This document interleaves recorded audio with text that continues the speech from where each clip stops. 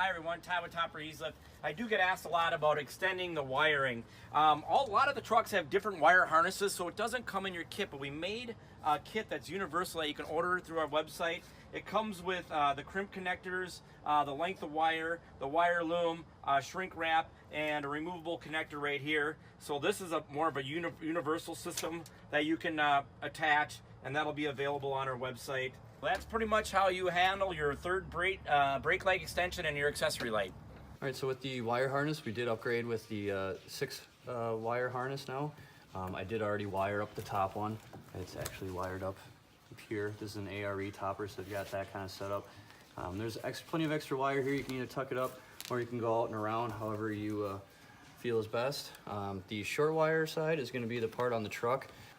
And the white wire is typically ground. You don't have to put ground on the white wire. Just make sure that there's no power going through it. On this particular setup, there's actually only 5 wires on the system. So I use all but the white wire, and they're all protected. So whether they're ground or power, it won't matter.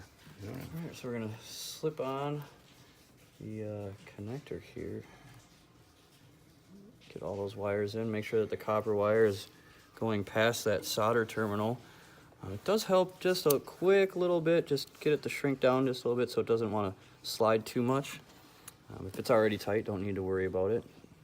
We'll slide this one in past so that they're overlapping. And then if you don't have a heat gun, lighter works just fine. Just kind of keep it moving, always keep rotating it until everything is all tightened up. And the plastic, the shrink tube actually becomes more of a clear than an opaque once it's fully shrunk. Do spend a little bit of time around that solder. You don't want to get it too hot, but you'll see it start to kind of turn metallic, kind of like a lead or something like that, or mercury. And that's good. Kind of hold it for a second, let it cool off, and now it's kind of rigid. And we'll just repeat the process for the rest of the colors.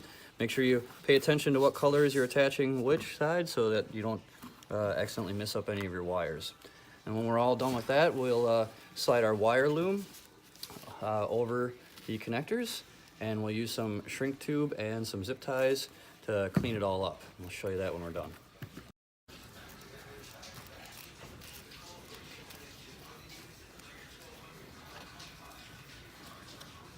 Just gonna feed it through.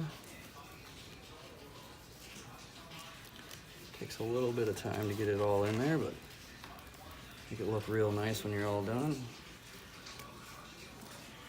All I'm doing is just pushing it to make it expand and then pushing the wire forward. It's probably really hard to see it, but keep feeding it through, and we're almost done here.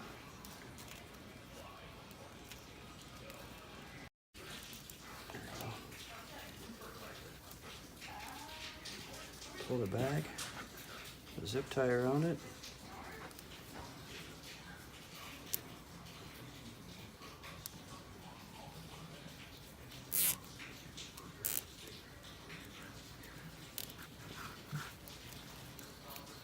Trim that up a little bit. We'll take our shrink tube,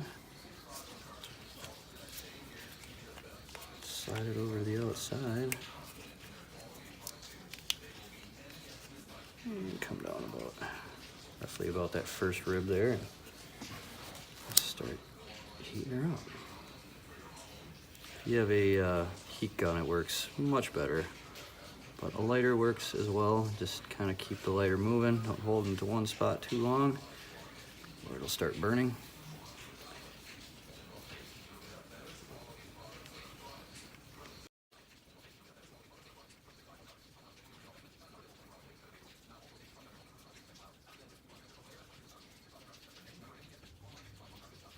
Some ribbing video here. It's all good. Wind up.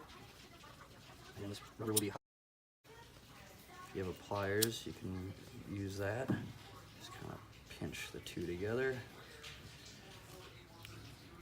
And roll it around. Keep moving your fingers, it won't burn. It gives it a nice clean look at the end. And then this stuff will all feed up through the wiring there. That's it.